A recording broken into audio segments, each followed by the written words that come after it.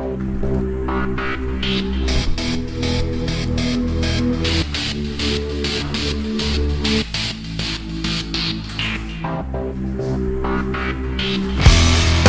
la gang, bienvenue à Radio P52, votre podcast du Québec, from Québec, la belle province.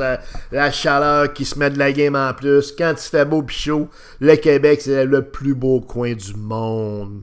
The world, la boule. On passe ça, mes amis. Les expos de Montréal vont-ils renaître? Eh oui. On voit dans les manchettes ces jours-ci qu'il y a une possibilité effectivement d'un retour du baseball à Montréal. Effectivement, les Rays de Floride, une équipe actuellement en sérieuse difficulté au niveau de l'achalandage dans son stadium. Le propriétaire, M. Hendes, a l'intention de proposer à la Ligue, et la Ligue semble ouverte à ça, proposer, dans le fond, un partnership avec la Ville de Montréal et pour qu'une partie, dans le fond, de la saison des Rays, soit l'an prochain ou dans 2 ans, soit jouée à Montréal et l'autre moitié de la saison, ou à peu près, jouée en Floride. Donc, une espèce de combo, dans le fond, de partage de la cédule entre les deux villes. Montreal, Only Rock, CHOM 97.7 FM. The most music. The spirit of Montreal. Eh oui, c'était le bon temps, la ville de Montréal. Évidemment, on n'a pu que se réjouir de cette nouvelle-là, même si le modèle d'affaires derrière ça est un petit peu louche, un petit peu étrange.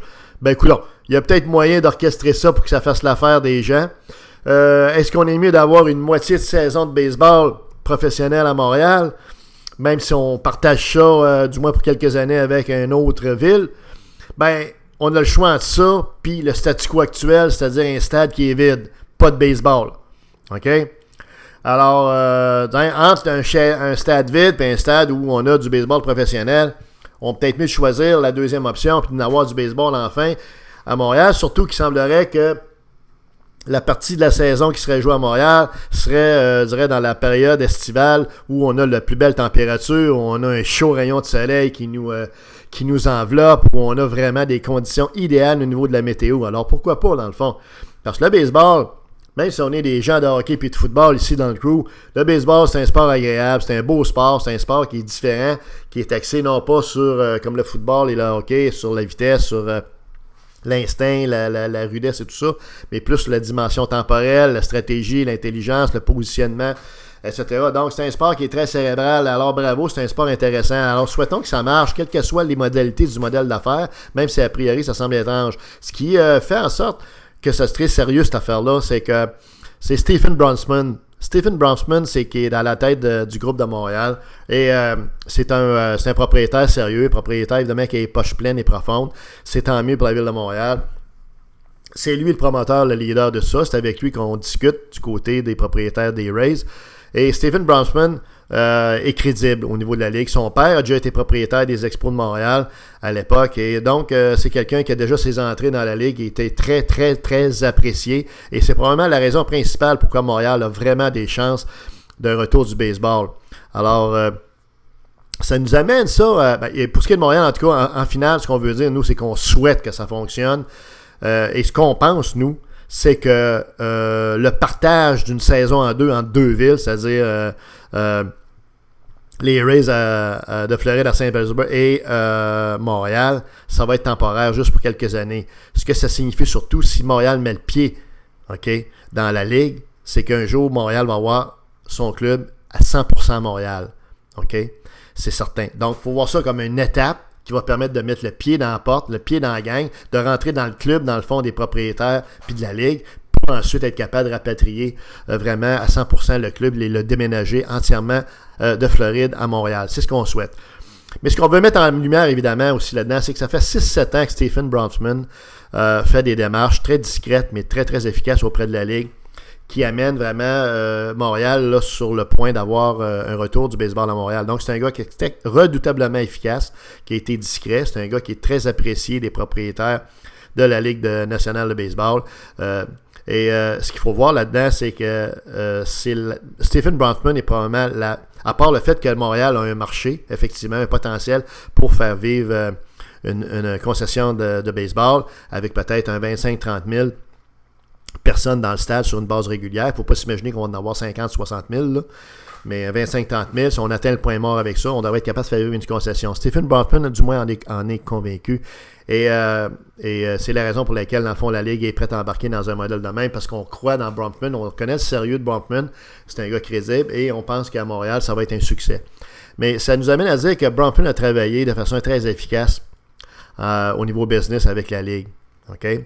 Et là, on va faire un parallèle avec le dossier des Nordiques de Québec. Okay? Le dossier des Nordiques de Québec a été mené par PKP, Pierre-Carl Pelado. Comprenez-vous? Ça, c'est le gars qui est rentré en politique avec le poing en l'air à la Che Guevara, comprenez-vous, comme un adolescent qui vient de lire pour la première fois un recueil révolutionnaire. OK? PKP, donc, c'est pas quelqu'un, a priori, tu sais, on s'entend que son arrivée en politique, dans un parti qui voulait séparer le Québec du Canada, on s'entend-tu que ça n'a pas nécessairement été musique aux oreilles des propriétaires des autres clubs de hockey, de la Ligue nationale de hockey. On s'entend, là, c'est tous des fédéralistes, c'est tous des gens, de toute façon, de business, la politique qui s'en balance, si ce n'est que pas l'avoir d'impact. Même chose pour les Américains. Les Américains, et PKP a la réputation d'être tough en affaires, de pas d'être mal commode. C'est un gars qui est changeant, qui a une humeur plutôt agressive, plutôt un tantinet bipolaire. Bref, c'est pas infacile. OK? C'est reconnu, ça, que c'est pas infacile.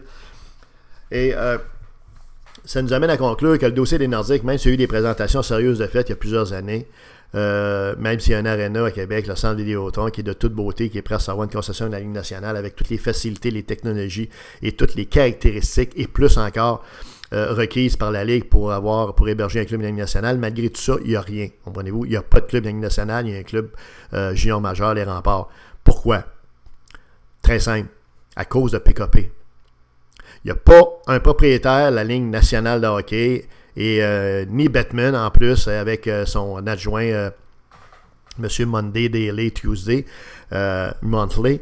Il n'y a pas personne qui veut prendre un drink qui veut prendre un scotch, qui veut prendre un whisky, qui veut prendre un rhum avec PKP. Okay? Il n'y a aucun des propriétaires de la Ligue qui se voit dans un club privé à rire, à faire de la business, à jaser amicalement. Dans un boys club avec PKP. Les gens se tiennent loin de PKP. Ils ne veulent pas l'avoir dans le club. That's it, that's all. Cherchons pas plus loin, là. Parce que la Ville de Québec n'est pas de faire vivre un club de la Ligue nationale. C'est une ville maniaque de hockey, comprenez-vous. L'aréna est de toute beauté, comprenez-vous. Et alors, c'est ce qu'on veut mettre en évidence, dans le fond, PKP qui a essayé d'initier, légitimement sans doute au début, le retour d'une équipe de la NHL à Québec et finalement le pain in the ass qui empêche la Ville de Québec d'avoir un club de la Ligue à Québec. C'est vraiment l'obstacle principal. Alors c'est paradoxal, c'est curieux, c'est peut-être étrange, peut-être même incroyable, mais c'est ça pareil. Le jour où PKP puis Québécois vont se tasser du dossier des Nordiques pour arriver avec un Stephen Bronfman, avec un propriétaire, OK, qui donne le goût aux autres propriétaires de la Ligue nationale de hockey de prendre un drink, de fumer un gros cigare, un gros bio de Cuba, de République dominicaine, de Roatan au Honduras, ou de Cozumel au Mexique, ou encore de Santiago au Chili, ou du Cap Horn, la Terre de Feu, de l'Antarctique. Comprenez-vous qu'ils vont avoir le goût de triper avec le nouveau propriétaire qui serait celui des Nordiques de Québec. Là, Québec va rentrer dans la Ligue, puis va rentrer comme un missile Scud, va rentrer, comprenez-vous, comme une fusée dirigée par David Jacques du Québec, comprenez-vous, astronaute émérite. Ça va rentrer au poste, comprends-tu, là? Les gens vont dire qu'est-ce qui se passe. Oui, ça va débloquer le dossier nordique quand PKP va avoir la grandeur d'âme, la grandiloquence de se tasser du portrait, puis de laisser la place à un Stephen Bronfman. Et on voit ce que ça donne quand vous avez un gars comme Bronfman à la tête du bateau. Le bateau arrive à bon port. Puis c'est ça qui va arriver à Montréal. Bravo Montréal, on est content. On va l'encourager je sais pas si ça va être les expos ou quel que soit, mais on va aller au Boys Bar à Montréal. C'est un grand succès pour Montréal et surtout un grand succès pour Stephen Bronfman. Et on dit à Stephen Bronfman, pourriez-vous vous occuper des Nordiques s'il vous plaît? Puis de même, on pourrait avoir un autre club de la NHL au Québec. Et un club à Québec, savez-vous quoi? Ça fait en sorte que le Canadien de Montréal, de Habs, sont meilleurs. C'était Radio B52.